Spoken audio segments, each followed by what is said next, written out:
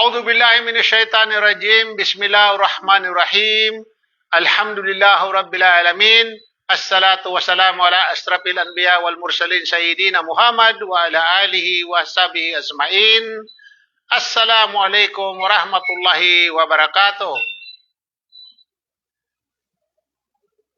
Assalamualaikum warahmatullahi wabarakatuh, mga sisters. Waalaikumsalam warahmatullahi wabarakatuh. Allahu Akbar, Masya Allah. Marunong na sumagot si sister, ha? Allahu Akbar. Kaya ang bago, ano yung bago? Yan yung silang bago first time nga nag-attend. Pero pwede ko bang hingiin ang ano ninyo na magtakip lang kayo ng buhok? Pwede? Okay lang? Meron ba kayong ano? Diyan? Takpan lang buhok niyo, takpan lang. Kasi naka-live tayo. Yan, pwede nang ganyan, sister. Yan, naka-live tayo. Yan. Okay, walang problema. Alam ko na kayo ay nandoon sa ano ninyo, mga kwarto, nasa inyong iba, nasa kusina, pero masyalo si sister, nasa kusina yan. Mabuti walang bit-bit na bata yan. Sister Geraldine. Mayroon, may alagang bata. Ito lang si Sister Roda lang ang malaya ito. Walang alaga. Okay. Ang ating pag-uusapan sa araw na ito, sa umagang ito, dahil mayroon tayong mga kapatid na mga mga first time nag-attend dito sa ating sa ating online class, ang ating pag-uusapan yung kahalagahan ng tahara at ang kahulugan nito.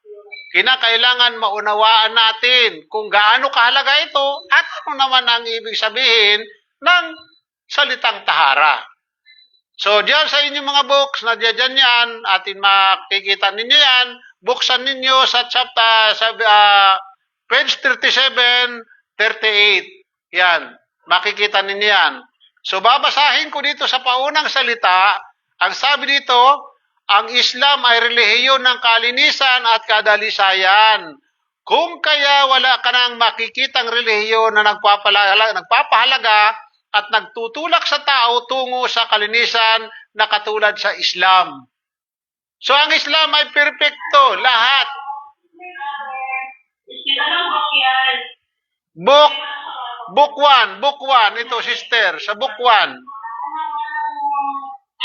Page 37. Okay. Wala tayong ibang relihiyon, walang ibang relihiyon sa kalupaan na ito, sa mundo na ito, ang kahalintulad ng Islam. Sapagkat ang Islam, kapag ikay nagsagawa ng sala o pagsamba kay Allah subhanahu wa ta'ala, kailangan ikaw ay malinis. Malinis. Dalisay.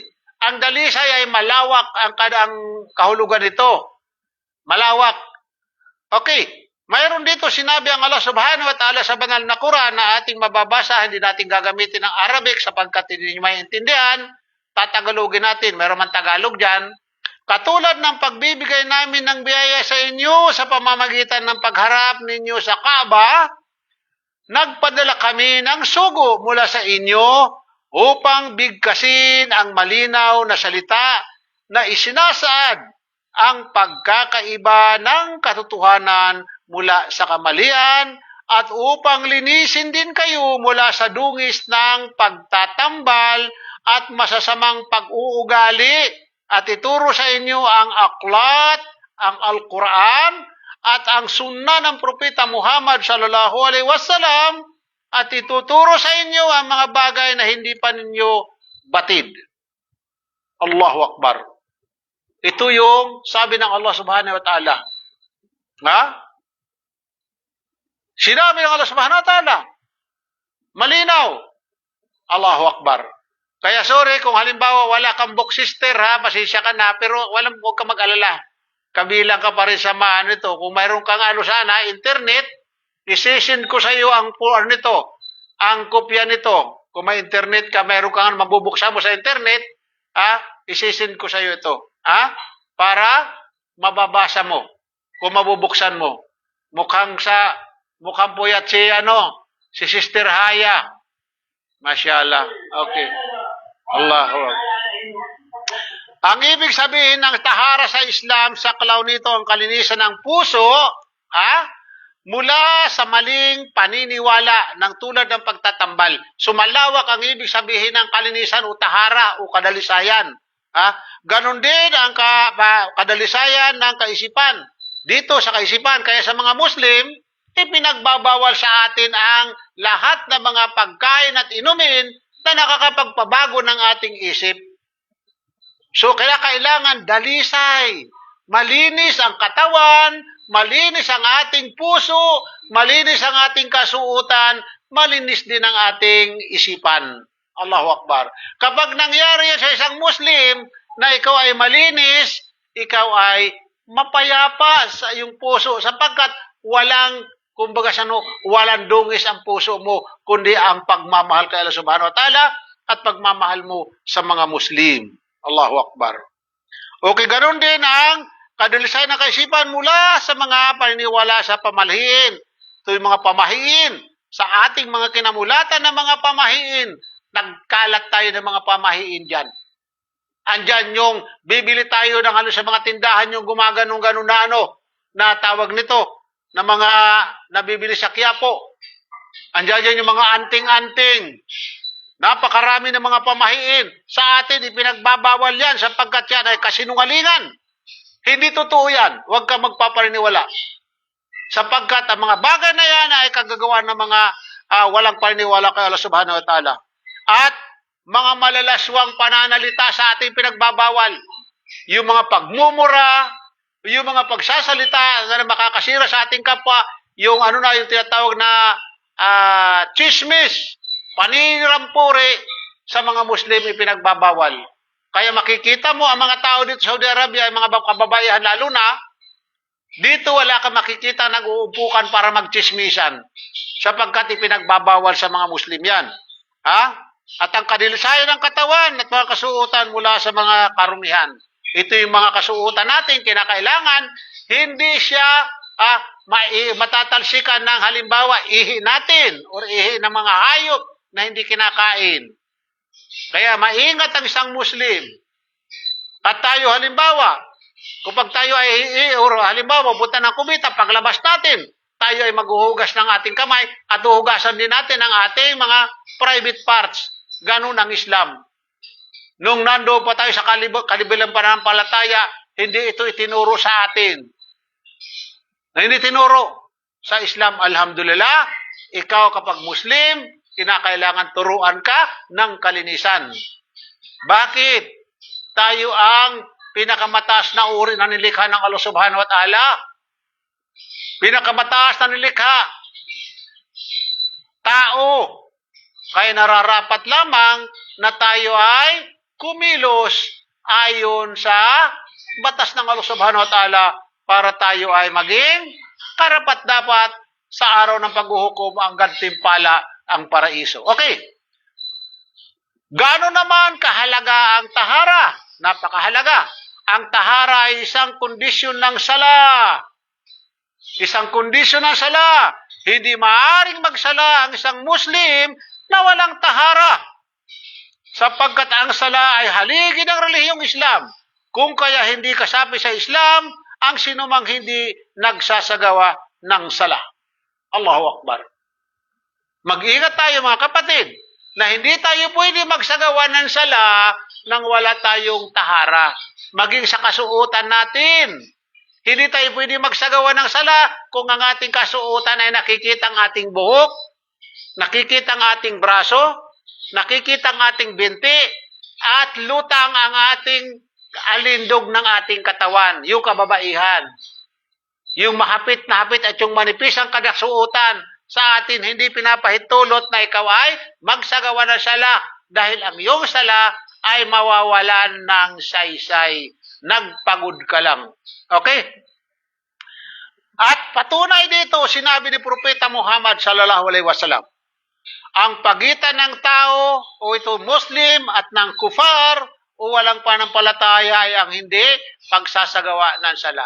So kapag hindi ka pala nagsagawa ng sala, ikaw ay kabilang sa mga hindi mananampalataya. Ibig sabihin, hindi ka Muslim. Kaya kinakailangan alam natin ang pamamaraan ng tahara para ang ating sala ay katanggap-tanggap ng Allah Subhanahu wa Ta'ala.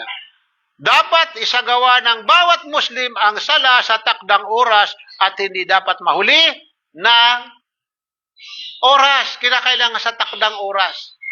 Maliban na lamang dito kung mayroon tayong mga ginagawa ng mga tawag nito, yung mga mga mahalaga na masisira ito or disgrasya ito kung iiwanan natin. Halimbawa, ang isang doktor, nag-oopera siya. So, pwede siya, may mga may mga excuse yan sa mga trabaho na delikado. Hindi mo pwedeng iwanan yan, magsagawa ka na sala kung ikay nag-oopera. Kasi baka pagbalik mo, patay ng pasyente mo. Okay na, kailangan tapusin mo. Tapusin mo. Halimbawa tulad ninyo, nagluluto kayo, kumukulo ang magsasagaw kayo ng sala, kaya kinakailangan bawat gawain natin ay timing. Timing siya para hindi ating sala magkaroon ng problema. Okay. At itong sinabi ng Allah Subhanahu wa Ta'ala sa banal na Quran na ating mababasa, katotohanan na ang sala ay pinag-utos sa mga manampalataya sa takdang oras. Ibig sabihin dito, takdang oras ang pagsasagawa ng sala. Sa Fajr, hindi mo pwedeng i-delay o hindi mo pwedeng i-advance basta takdang oras. Hindi pwedeng halimbawa, sasabihin natin, mamaya ko na lang ito isasala. Mamaya na lang, matutulog muna ako. Hindi pwede ang ganon. Sayang ang ating oras. Sapagkat kapag hindi natin ay sagawa ang sala, hindi pwedeng bayaran yan. Wala nang kabayaran. Kaya kinakailangan isagawa natin ito, abot ng ating mga kayana. Dahil dito ay magiging malinaw na inyo o sa iyo ang kahalagahan ng tahara sa buhay ng isang Muslim. Ano naman ang kahulugan nito? Kasi ang kahalagahan, nalaman na natin, ano naman ang kahulugan nito? Okay, ang kahulugan ng tahara sa pananalita sa Islamiko ay kalinisan, kadalisayan. At ang kahulugan naman sa tahara sa Islamikong pananaw, pag-alis ng hadat o pagtanggal ng dumi o mga pangyayari na naglalagay sa sitwasyon na hindi maaaring magsagawa ng pagsamba ang isang Muslim at pagtanggal ng mga najis sa katawan. Halimbawa na lang, okay, ang mayroong mga asawa, nagtalik kayo, kinakailangan ikaw ay maligo, both babae at lalaki na maligo, at ang pagpaligo dito ay kaiba sa normal na paligo, mga sisters. Inshallah, tuturo ko sa inyo yan sa susunod kung paano dapat maligo kapag halimbawa ang mag-asawa ay nagtalik. Hindi pwede ang paligo na pangkaraniwan. Kinakailangan na ibang uri ng paligo yon. Okay. Mga uri ng tubig na po pwede natin gamitin at ano-ano. Dahil may mga sitwasyon na tayo halimbawa napunta sa isang lugar na walang tubig. At ang tubig doon ay iba. Halimbawa, napunta tayo sa dagat. Kung hindi natin alam, sabihin natin, hindi ako pwede magsagawa ng sala. Sapagkat hindi akong tahara. Walang tubig. Ang baho namin tubig, eksakto lang. So, mga ka-sisters, ipapaliwanag natin dito. Okay. Hindi magiging sapat ang tahara kung hindi gagamit ng tubig o ang kapalit ng tubig kapag wala ito. Ang tubig na ayon sa tamang paggamit upang ipanglinis ay may dalawang ore. Dalawang ore ang tubig na po pwede nating gamitin. Una ay ang tubig na tahor. Anong ibig sabihin ng tahor? Ito ay ang malinis at maaaring ipanglinis tulad ng bukal, ulan, ilog, at dagat. Ang dagat pwede mga sisters. At ang mga tubig na ito ay nananatili sa kanilang orihinal na kadalisayan at ginagamit sa panglinis at iba pa. So ito yung mga tubig na tahor. Okay? Pangalawa, ang tubig na najis. Ano ibig sabihin ng najis? Ito yung tubig na nahaluan ng najas o karumihan. yung tubig na nahaluan ng karumihan. Tubig siya pero nahaluan siya ng karumihan. At ito ang nangingibabaw hanggang sa mag-iba ang kulay, ang amoy o ang lasa. Ang tubig na ito ay hindi maaaring gamitin sa panglinis. Tulad, magbigay ako ng isang sample na tubig na hindi po pwedeng gamitin. Halimbawa, soft drinks, tubig din yan. Di ba? Soft drinks. Tubig siya na ibang kanyang kulay, na iba ang lasa. Tubig kanal, najis yan, marumi. Tubig nga siya, subalit siya ay marumi na iba rin ang amoy. So ito hindi pwedeng gamitin. Mga tubig halimbawa ng nyug. Di ba? Tubig din yan. So yun, kaya sa Islam ay mayroon mga alituntunin na dapat sundin ng isang Muslim upang alam niya kung ano ang kanyang gagamitin kung sakali siya ay magsasagawa ng sala. Okay. Mga mabubuting asal sa paggamit ng palikuran. Sa atin hindi ito itinuturo. Allahu Akbar. Ang Islam ay kumpletong panuntunan ng buhay. Ultimo paggamit ng palikuran sa atin ay itinuturo. Hindi kung basta-basta ka na lamang ikaw ay magbabawas ng walang sa ayos. Okay. Makikita ng isang Muslim sa batas ng Allah Subhanahu wa Ta'ala ang mga payo at gabay sa bawat bahagi ng kanyang pamumuhay. Ang paggamit ng palikuran o banyo o kubita ay kasama sa likas na gawain ng tao. May mga mabubuting asal sa Islam na kapag ginampanan ng isang Muslim ay magkakamit siya ng gantimpala. Allahu Akbar. Biruin mo yung mga gawain natin mag-isa pagpunta ng kubita paggamit natin ng palikuran. Mayroon tayong biyaya pala kay Allah Subhanahu wa Ta'ala. May gantimpala tayo lahat ang ating ginagawa.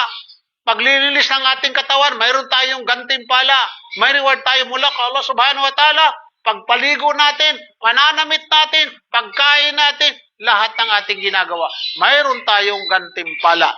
Una, ang lugar na ginagamit bilang palikuran ay may dingding o tabing at hindi nakikita ang aura o bahagi ng katawan na dapat itago. Kinakailangan mayroon tabing o dingding. Una, hindi tayo pwedeng gumamit ng palikuran sa open area na nakikita ng mga tao. Kinakailangan ay tago. Halimbawa sa kagubatan, magtago ka sa puno ng kahoy o sa mga madamo na lugar. O kung wala namang kahoy, halimbawa sa mga kabatuhan, doon ka magtago para hindi makita ang iyong aura ng mga tao. Pangalawa, hindi dapat gamitin sa tawag ng kalikasan ang daanan ng mga tao o silong na inuupuan ng mga tao o sa lilim ng namumungang punong kahoy o pinanggagalingan ng tubig. Huwag natin dudumihan ang daanan ng tao, sabi dito. Mga malililim na pwede magpahinga ang tao, huwag natin gagadudumihan. Ang tubig na inumin, huwag natin dudumihin. Yung maawas na tubig, huwag tayong dudumi doon. Sapagkat yan ay ginagamit ng pag-inom ng tao yan. Ginagamit yan ng ating kapwa. Maging ang hayop kung mainom doon. So ito ay ipinagbabawal na mahigpit sa mga Muslim. At hindi dapat dalhin sa loob ng palikuran ang bagay na may pangalan ng Allah Subhanahu wa Ta'ala. Ano yun? Tulad ng Quran. Huwag natin dadalhin sa loob ng kubita ang Quran. Pero mayroon dyan mga kung wala ka talaga mapag-iwanan at nangangamba ka na mawala, pwede mo siyang dalhin. Pero hanggat maaari, huwag mong dadalhin doon ang mayroong pangalan ng Allah Subhanahu wa Ta'ala at huwag mong babanggitin ang pangalan ng Allah Subhanahu wa Ta'ala sa loob ng palikuran. So ito yung mga batas. Yan mga etiquette sa paggamit ng palikuran. Okay, pag-apat, bigkasin ang dua na ito bago pumasok sa palikuran. Ano ba dua? Nandiyan dyan sa ating book yan. A'udhu bika, ano? Allahumma inni a'udhu bika minal kubti wal kabait. Ha? Banggitin natin yan. Ang ibig sabihin nun, O Allah, tunay na ako ay nagpapakupko sa iyo laban sa mga masama at mga demonyo. Nagpapakupkup tayo pag pupunta tayo ng kubita at unang hinihakbang natin ay ang ating kaliwang paa.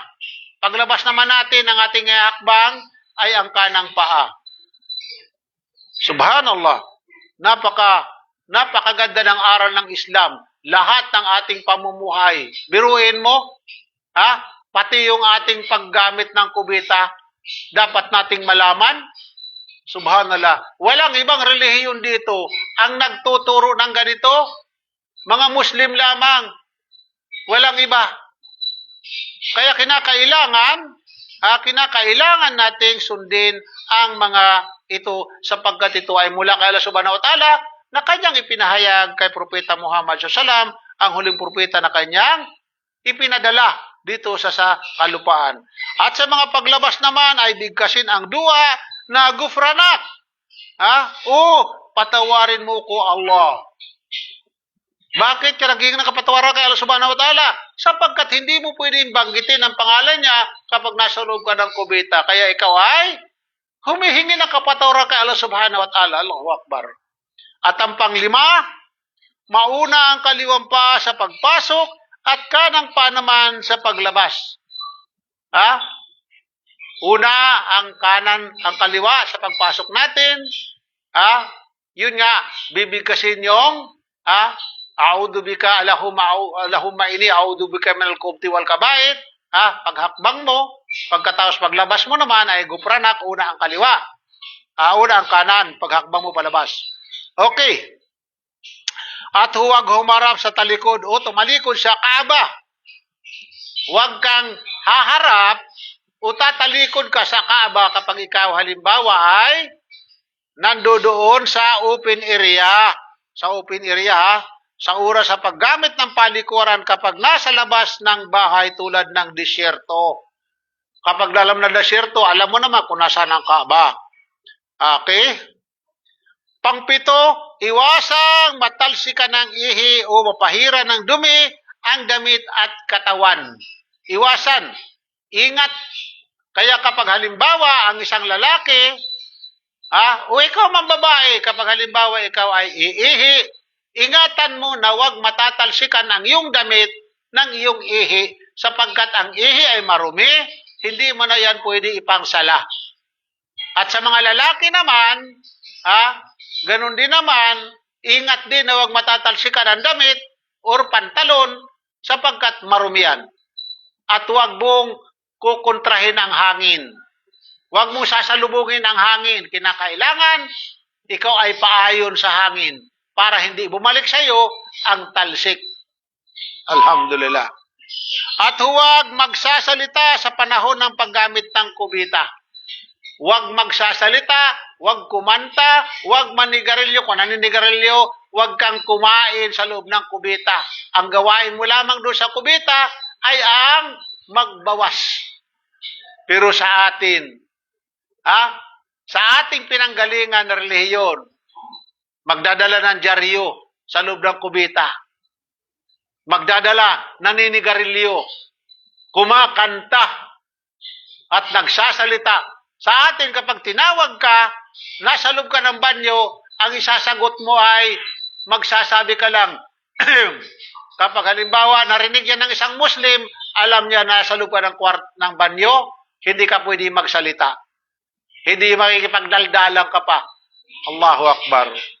Pangsyam, ang kaliwang kamay ang gamitin ng paghugas ng tubig o istinja at ang paghatid ng pagpahid ng tissue o bato or istindma. Yung paglinis, gagamitin natin ang ating kaliwa sa ating mga private parts. Pagdampot ng mga marumi, gagamitin natin ang ating kaliwang kamay. Huwag ang kanan. Sapagkat ang kanan, ginagamit mo lamang ito sa iyong pagkain. At panatilihing malinis ang palikuran bago umalis, kagaya ng kung ano ito natagpuan bago gamitin. Lilinisin natin. ang palikuran na ating ginamit. Kapag malinis ito, kung ano natin ginamit, ibalik din natin kung ang kalinisan. Huwag natin dudumihan sapagkat yan ay hindi pinapahintulot sa aral ng Islam. Okay. Ano naman ang ibig sabihin? Kanina binanggit natin ang istinja at istidmar. Istinja at istidmar. Ano naman ibig sabihin dito? Kinakailan malaman din natin. Okay. Ang istinja, ito ang paggamit ng tubig sa paglilinis ng ating mga private parts. Tubig, na ginagamit, panlinis. Yan ang tawag niyan ay istinja. At istigmar naman, ito ang paggamit ng bato, papel, o anumang bagay, tissue na ginagamit natin kung walang tubig na ginagamit. Gagamitin natin pampunas ng ating mga private parts para malinis, pampupunas. Yun ang tawag noon ay istidmar. Kinakailangan alam natin ang ibig sabihin. Okay. Ano naman ang mga uri ng najis or dumi? Ano naman siya? So, mayroon dito siyam na mga marumi. Mayroon dito siyam na mga marumi. Okay?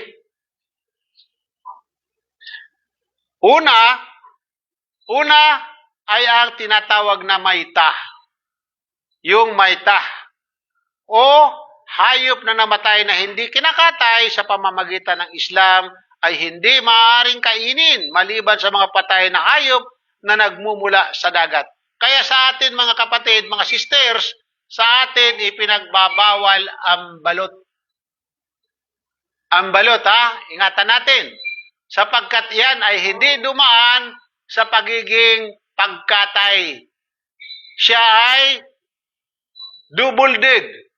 Kaya siya ay maita, patay, na hindi dumaan sa Islamikong pamamaraan ng pagkatay. Pangalawa, ang dugo or addam. Dugo, maliban sa atay at lapay. Kaya ang Muslim, wala ka makikita sa mga Muslim area na mayroon mga dinuguan, mayroon mga dugo na iniihaw. Bakit?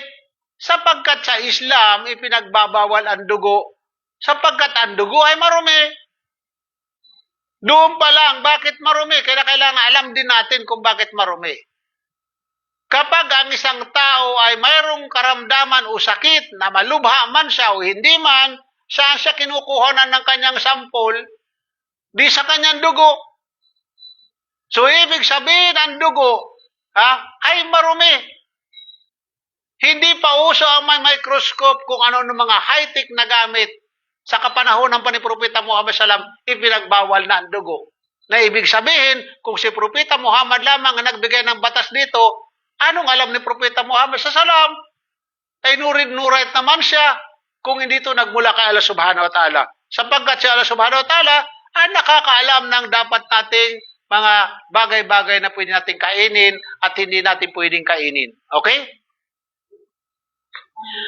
Pangatlo, ang maruming bagay mula sa tao tulad ng tae, ihi at suka. Marumi yan. Yan ay mga najis yan, mga marumi. Dumi, ihi at suka. Kaya pag halimbawa ikaw ay naihi, kung magsasagawa ka ng sala, kinakailangan ikaw ay magsagawa ng wudu. Sapagkat ikaw ay marumi. Kapag halimbawa naman, ikaw halimbawa ay nasuka, nasira na ang wudu mo doon, kinakailangan magsagawa ka ng wudu. Pang-apat, ang wadi. Ang wadi. Okay?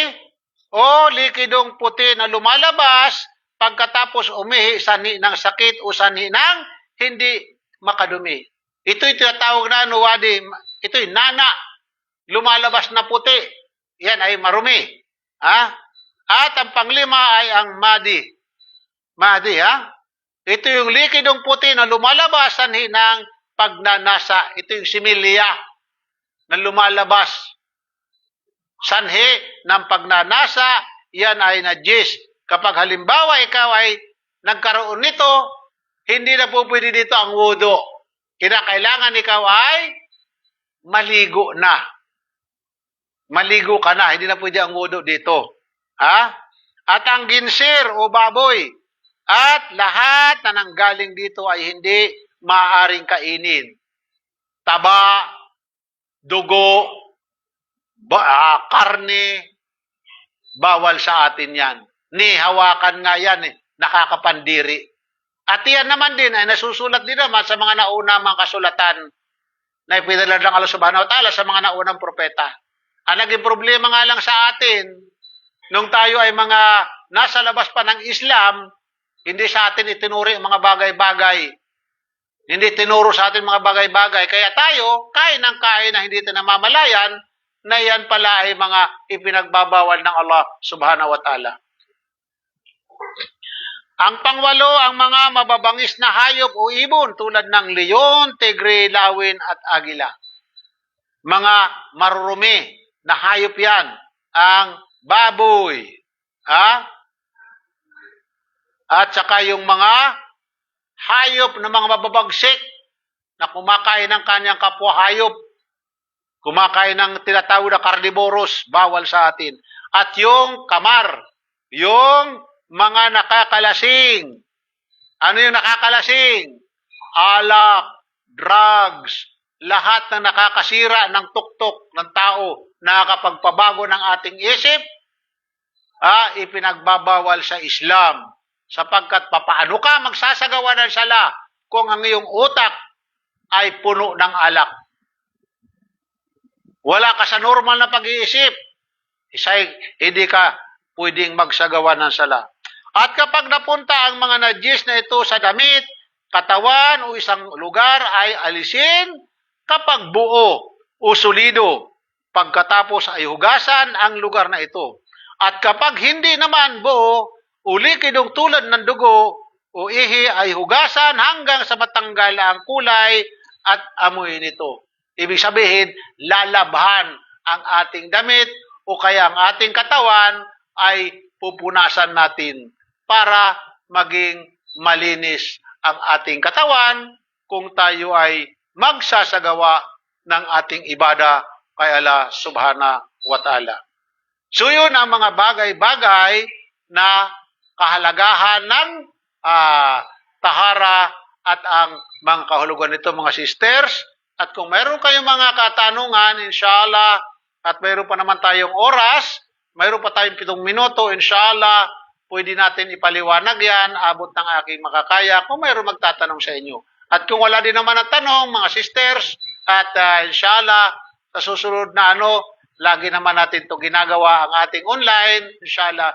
At doon naman sa mga hindi nakapanood dito sa ating online, sa ating pag-aaral, naka-live tayo, pwede nyo panoorin yan sa aking FB at ipopost ko ito sa aking YouTube channel para inyo mapanood, inshallah.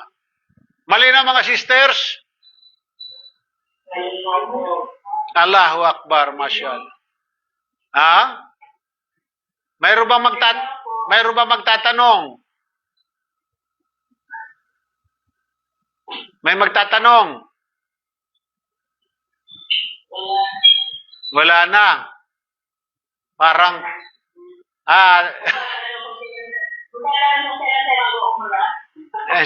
inshallah.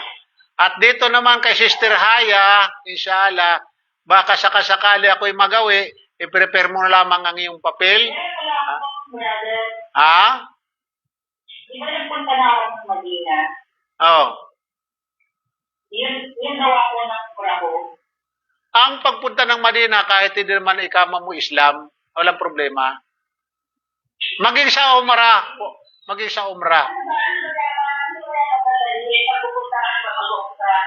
Ang pag-umrah ka, yung kasuotan na po pwede ka mangsala kasi iba naman ang suot ninyo kaysa suot namin. Nakabaya ka rin, of course.